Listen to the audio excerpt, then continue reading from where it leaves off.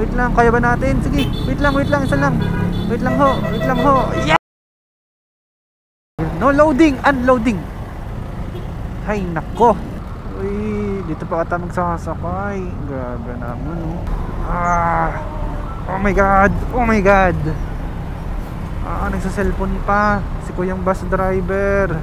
Bakit may nag-u-turn dito? Grabe. Nag-widening, sabi ng mga tao. Nag-widening guys, may parking na tayo. Uy, wait lang po. Oh grabe, ayaw magbigay.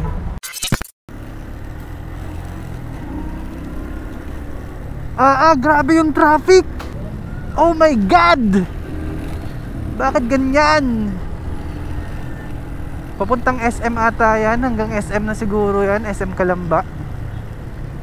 So tayo, subukan natin pumunta ng Santa Rosa. Tingnan natin kung hanggang saan yung traffic na yan. Samahan nyo ako. Okay. Oops. Wala palang traffic eh. Walang traffic guys. Oh, kami palang meron. Oh, it's a prank. Kami pala ang may traffic. Uy, grabe yung lubak na yan. Huwag nang sisingit ang mga jeep dito. Oh my god. Ayun, owner type jeep pa lang sumingit. Wait lang po.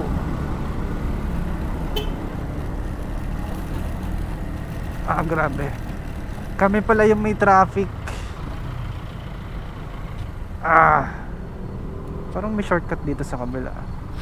Hindi ko alam kung bukas eh. Tara, tingnan natin kung bukas ang traffic dito. Bukas loads.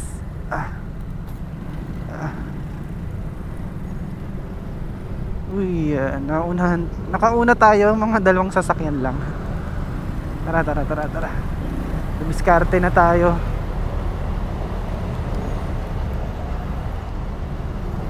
Uy, ginawang triple lane ng mga jeepneys. Wala tayong magagawa, ganyan talaga. Pangit naman kung doon tayo sa linya ng kabila, no? Hindi tayo pwede mag counter flow dahil bad example yon. Uy, dito pa ata magsasakay. Grabe naman oh. Mga jeepneys oh, nakatigil. No loading, unloading. Hay nako. Grabe.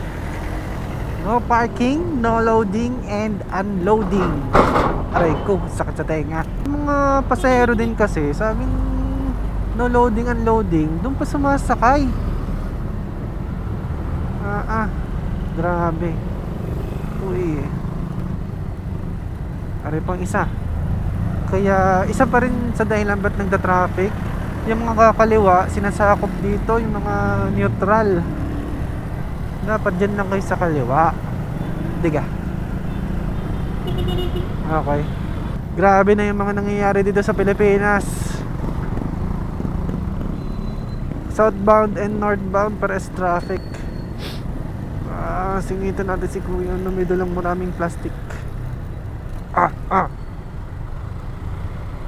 May daan kayang clear dito sa kanan ng tulay. Tingnan natin. Uy kuya, dahan-dahan lang kay ate. Kawawa naman. Okay, ano kaya? Dire-diretso? O hindi. Parang hindi delikado dito. Grabe. Tara, punta tayo dito. Hindi tayo papasok dyan sa inn. Dito tayo sa Gedli. Bigat ng motor ko, naka full tank, 12 liters. Tingnan natin. Uy, bakit ganyan? Signal tayo sa kaliwa. Uy, dito tayo sa gitna. Sana open to, magdamag. Dahil Sa tansya ko, 1 oras ang biyahe from Calamba to Santa Rosa. By the way, ang oras na ngayon ay 7:45. 7:45 guys. Sa kaliwa medyo banayad, pero baka nag-go lang yung ano dun, yung stoplight. Pare naman kasi si Kuyang tricycle nakaharang, di naman siya kasya dyan. Lakas ng trip. Dalawa pa kayo. Okay, dito tayo, diskarte tayo. Kuyang jeep, pabigyan nyo na po kami please. Meron kasing intersection dito sa may Jollibee, and laging nakapatay yung, hindi pala laging nakapatay, kundi hindi talaga ginagamit yung stoplight doon. And hindi ko rin alam kung may traffic enforcer, kasi kanina dumaan ako doon, walang traffic enforcer, no, kanya-kanya. Hirap na magbigayan ng mga tao doon kasi bawat isa gustong makauna. So wala tayong magagawa, ganun talaga. Kahit sa kabila, oh, traffic, oh. Grabe, ang daming motor. Daming motor sa kabila, oh. Paano makakausad ang mga singitera at singitera ng mga motor? Kuya naka-jeep, wait lang. Huwag mo kaming git-gitin. Please lang. Marami po kami. Diyan ka lang, kasya ka naman dyan. Uy, si kuyang kotse. Dito tayo sa kanan kasi pwede tayo maka-overtake dito using the gas station. Oo, grabe to. Oo. Exhibitionist ata to si Kuya. Oo, binubomba, oh. Oo. Parang bata pa si Kuya. Hindi ko lang bata. Parang bata yung katawan niya, eh. Oo. Uy, daming sasakyan ngayon. Sa kabila, traffic na rin. Tingnan natin kung hanggang saan yung traffic na to. Kung tayo ba ay... Wait lang po. Nakakausad. Bigyan nyo na kami mga big vehicles. Manong, kami po ay inyong pagbigyan na ho. Please lang. Dahil kami sa Gedli lang naman. Dito tayo sa gas station. Oh my god, oh my god. Yan. May mga jeep na nakatusok doon, oh. Sana may lusutan doon. Uy. Yung pala, oh, may butas, oh. Sayang, pero at least ang hirap nito, oh. Oh my god, oh my god. Nagsa-cellphone pa si Kuyang bus driver. Ay nako, wala na, ipit na. Laking ipit nito. Cellphone si Kuyang bus driver kaya hindi ako kita. Pwede ba? Ayaw. Shit. Uy, wait lang po. Oh grabe, ayaw magbigay. Saglit lang, eh.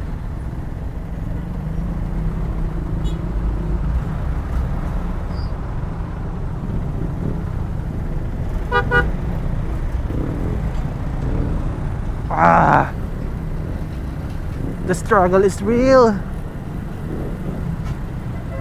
Tingnan natin kung paano natin didiskartehan to. Uy, kuya, wag po. Malis tayo. Nag-oras tayo, 'di ba, kanina 7:45 something, 7:40. Tingnan natin kung anong oras tayo makakarating sa Santa Rosa. Uy, kuya, why are you doing that?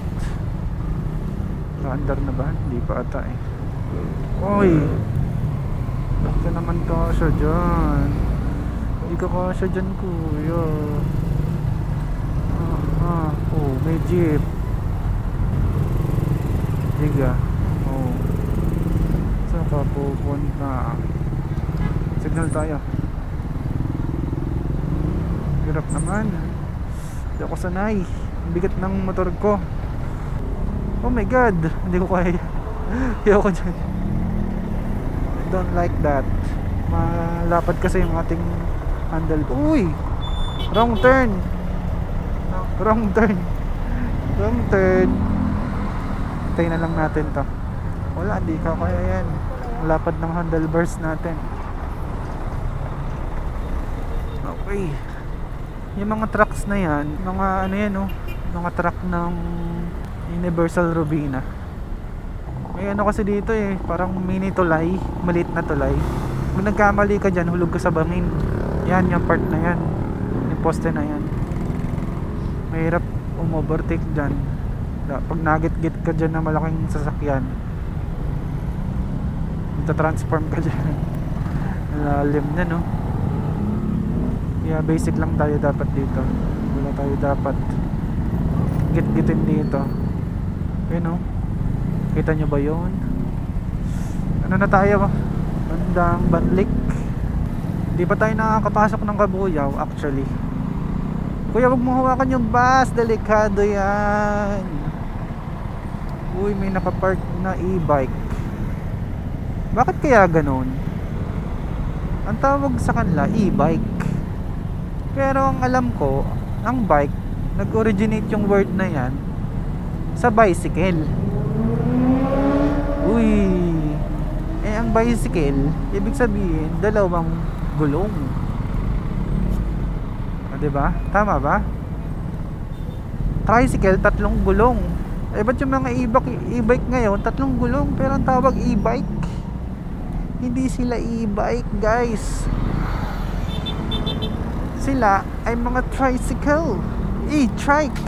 Diba? Yun ang aking pinaniniwalaan. Hindi sila e-bike. Diba? Tama naman.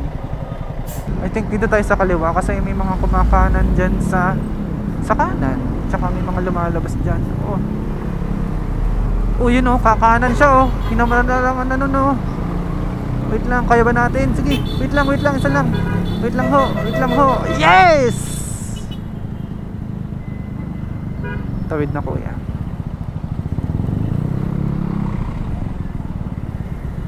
Okay. Traffic. Uy, wait lang po. Traffic, grabe. Sa kabila, Banayad. Kabuyaw na tayo guys. Officially. Sa tayo sa Singit. Tingnan natin dito sa kanan. Dito tayo sa kanan kuya. Pasok tayo doon. Mukhang harangan. Wait lang po.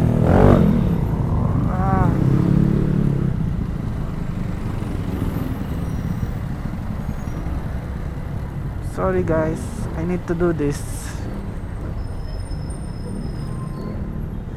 And may space. Ang daming jeepneys. Huwag kayong kakanan bigla, mama na kayo sa akin.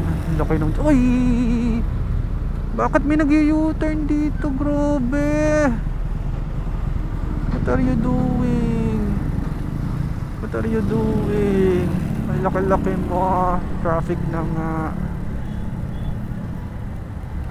Walang laman yung bus. Sadya kayang nag-u-turn siya doon. Uy, wait lang po kuya, tingin ka muna. Uy, may basura pa. Wait lang po.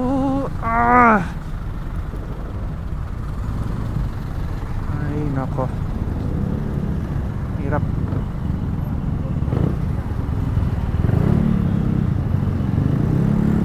Ang bango guys, ang bango. Ang dami nakasunod sa akin, nakaka-pressure. Bahala na kayo dyan, ano na kayo. Hindi ako mag-counterflow dahil marami ring sasakyan sa kaliwa. Okay, ba na, pahinga muna tayo. May simba pa lang ngayon no? Malapit na tayo sa Walter Mart Kabuyaw.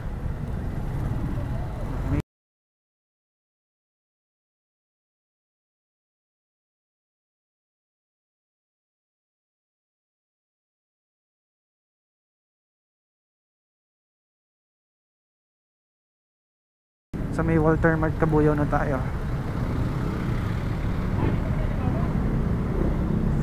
Dito tayo sa Gedli. Try natin dumiskarte. Sana walang nakapark. Ilang naman makakapagpigil sa atin dito, yung mga nakapark dito. Kasi 'di ba? nag-widening. Sabi ng mga tao, nag-widening guys, may parking na tayo. Traffic ngayon sa part na to. Malapit na to sa ano, sa putol na daan. Sa putol, yung intersection na naka-gedli, yung hindi direct, hindi straight na intersection. Kaya traffic masyado dito eh. Sana wala nakapark para dire-diretso. Ayan, subdivision to eh. Dalawa ata subdivision dito. So dapat talaga naman pag may ganyang possible na lalabasan ng mga subdivision, establishment, eskinita, dapat pag traffic nakabakante ang part na yan. Okay? Kasi mas magkapaspas siya ng traffic eh. Okay, marami ditong ganyan, mga subdivision na ayaw bigyan ng daan kapag nakatigil. Mas okay sana kung naka-clear yung daan nila, no? And itong mga parking na to, sana wala rin. Sana wala rin gumagedli ng mga bus tsaka mga jeep. Siyempre, lagi natin pagbibigyan yung mga bike dahil delikado yan pag nabanggahan nyo kasi mas manipis yan eh. And then mas konti lang yung gear nila, yung helmet nila mas kakunti yung sakop kaysa sa atin. So lagi nyo yung pagbibigyan, huwag yung pipinahan. Sige po, yung mga ganun guys, pagbibigyan nyo rin yan kasi baka maatrasan yan nung nasa unahan niyang sasakyan. Laki-laki pa naman ng bus. Kaya huwag nyo nang paghihintayin or unahan, no? Kasi hirap talaga ng sitwasyon na yon. Pag nagkataon na naatrasan yon, konsensya mo pa. Ayan, may parking. Grabe. Marami nandito sa Kabuyaw, sa National Road na to. As in kaliwat kanan ng parking. Sayang ang widening. So tingnan natin kung may enforcer. Sayang stoplight to. Sana ginagamit yung stoplight, diba? Parang walang enforcer. Hirap nito. Dapat may enforcer dun. Either stoplight or enforcer. Kasi pag wala, pag ganitong rush hour, hindi magbibigayan yung mga yan, lalo pag traffic doon sa pinanggagalingan nila, diba? So at least ito, banayad na tayo pati sa kaliwa. Tingin ko magta-traffic na lang ulit tayo sa pulo, no? Okay, actually pulo na ata tayo. Hindi ko alam. Pulo na ata tayo. Hindi ko alam kung anong barangay to. Basta nandito na tayo sa Centro Mall. Bandang Centro Mall na tayo. National Road ng Kabuyaw. So, ito tong intersection naman na to. Minsan may traffic din pag may pasok. Kasi may school dyan. Malapit sa eskinita na yan. Sa may likod ng simbahan. Okay. Dami nagsisimba ngayon, no? Simbang gabi ata yan eh.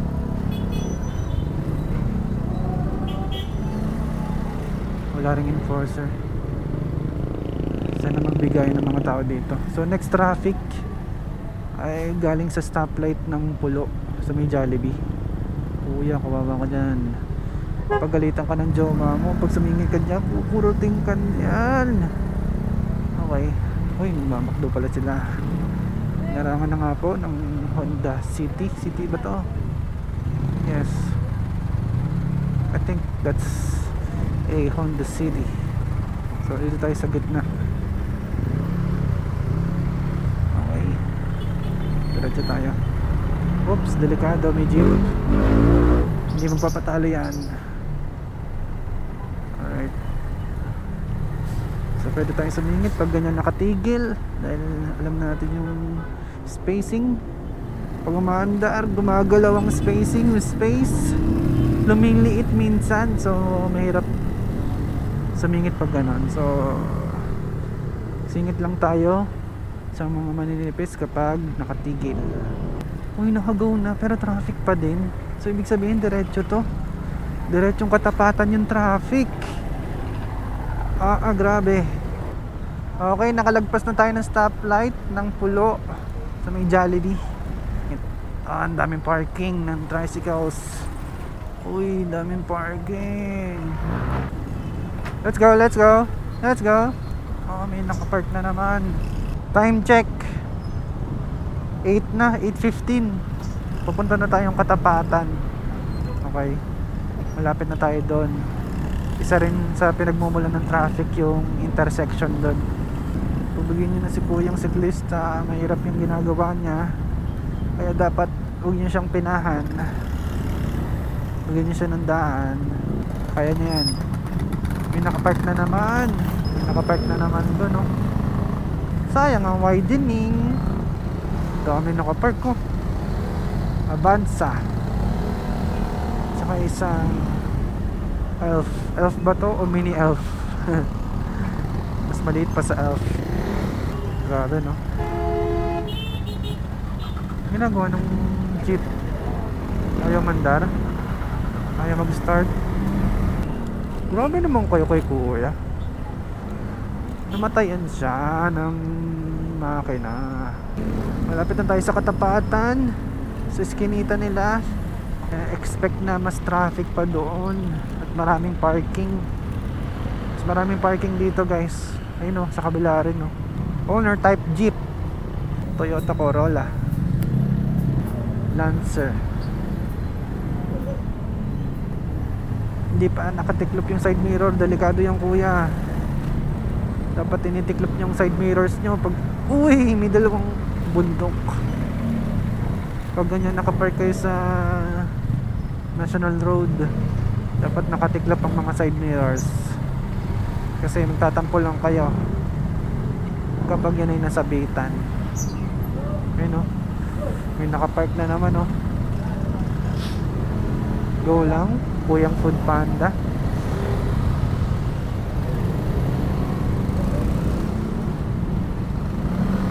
Yamaha Fino. Legend na yan. Ito po, isa pang subdivision to na dapat pinagbibigyan. Okay, dapat nilalagyan ng space to kapag mayroong traffic na nakatigil na ganito, para yung mga lalabas hindi sila mahasilan. Okay. Uy, may e-trike. E-trike po yan, guys, hindi yan e-bike dahil tatlo ang gulong. O, diga po yan, nakatiklop ang side mirror na hindi masyado, nahiya pa. Baka feeling ko ang tumiklop dun ay mga motorista na rin eh, kasi hindi sagad. O, tingnan mo tong Lancer X, nakatiklop po. Pero pangit na rin na nandyan siya. Dami nakapark ko. Kia. Delikado. Yan, feeling ko isa pa tong tiniklop lang ng mga motorista. Kasi ang pangit ng pagkakatiklop. Ayan, o, side mirror nya, o. Nainis siguro yung mga siklista o kaya motorista dyan. Bababa ata to.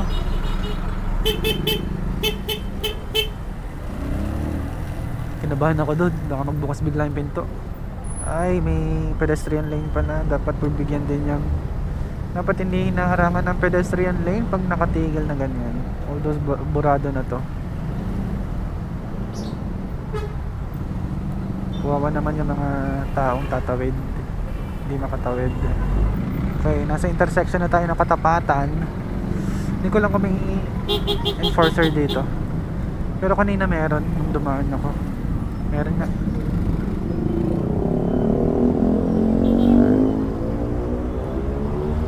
Naku, huwag ka dapat dyan, kuya. May pakanan dyan, oh. Gagalitan ka dyan, oh. Uy, hinarangan nyo na lahat. Oo, kawawa yung mga pakanan. Neutral sana yan, hinarangan nyo. Ayun, oh. Si kuya pakanan nata to. Uy, hindi pala. Ako, kuya, pwede ka mahuli dyan. Nasa box ka. Ayan, oh, mga pakanan, no. Ayan yung padaanan, eh. mga pakanan yan, ayaw yung pagbigyan. Ay, kuya. Feeling ko yung mga enforcer, wala nang time para manghuli. Kasi tinatrabaho nila tong stop and go eh. Tama, ang daming kumakanan, no? Inaharangan nyo kasi. Aray ko! Lakas ng busina mo. Aray ko! Okay, go na. After nito walang traffic oh. Yung stop, yung ano lang talaga, intersection ng Katapatan. Sa kaliwa wala rin traffic. Sa southbound, itong northbound naman wala rin. Tingnan naman natin yung bridge sa may bandang Nyugan ba yun? Nasa may Paneslay na tayo. Okay naman yung traffic dito, maluwag kahit pa paano. Saan kaya ulit magbe-build up? Dati laging traffic dito nung hindi pa bukas yung ikalawang daan, yung daan ng southbound. Then mag-o-open na rin itong daan ng isa. Sabi ang target nila ay December 30. So kawawa rin naman yung mga construction worker dyan, no? Sabihin tatrabaho sila ng holidays. Ayun, oh, medyo nagkakaroon na siya ng mga haligi. Okay, nakalagpas na tayo sa bridge, walang traffic, very good. Clear naman dito. So ang traffic lang ay Banlik, sa may Mamatid, sa may Putol, tsaka sa may Katapatan. So yun ang nagpapatraffic sa Kabuyaw, yung mga intersections na yun. So okay naman dito eh, di ba? Dito naman nagta-traffic kapag baha.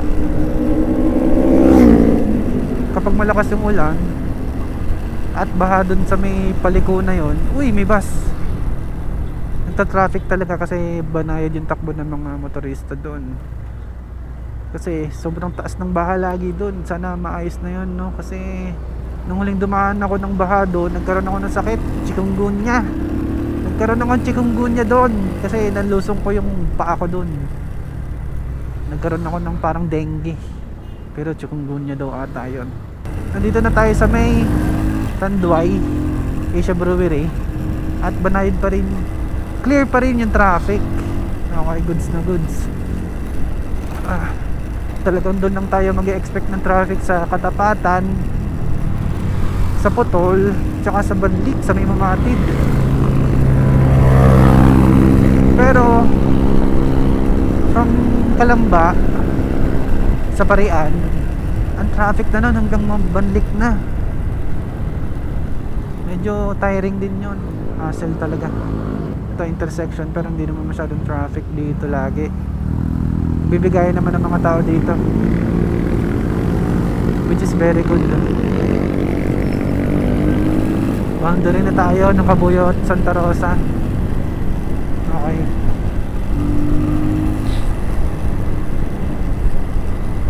Meron lang din akong pinagtataka. Ito, meron na signage pala, ayun, welcome to City of Santa Rosa. Okay. Meron lang din akong pinagtataka minsan dito. May Meralco dito, may branch ang Meralco dito, pero minsan walang ilaw dito, guys. Kaya nakapagtaka. Pero ngayon meron, no? Very, very good. Sana laging ganyan. Pero minsan naabot ako walang ilaw. Hindi ko lang kung bakit. Baka yung Meralco branch na yan hindi nakakabayad sa Meralco. Dito medyo dahan-dahan tayo, guys, kasi lagi may bungguan dito sa subdivision na yan, tsaka sa mga dumidiretso dito sa National Road. Okay, so nasa Santa Rosa na tayo. Tsaka na natin i-vlog yung traffic sa Santa Rosa, kasi medyo haba na yung video. Alam nyo na yung mga dapat yung iwasan kapag rush hour. So hindi ko rin alam kung saan kayo pwedeng dumaan. Alternative traffic ng Banlik, Mamatid, Putol, at dun sa Katapatan na yon, no? Sa Pulo rin pala traffic, guys. Sa Pulo. Again, this is JZ Vlogs. See you sa next video.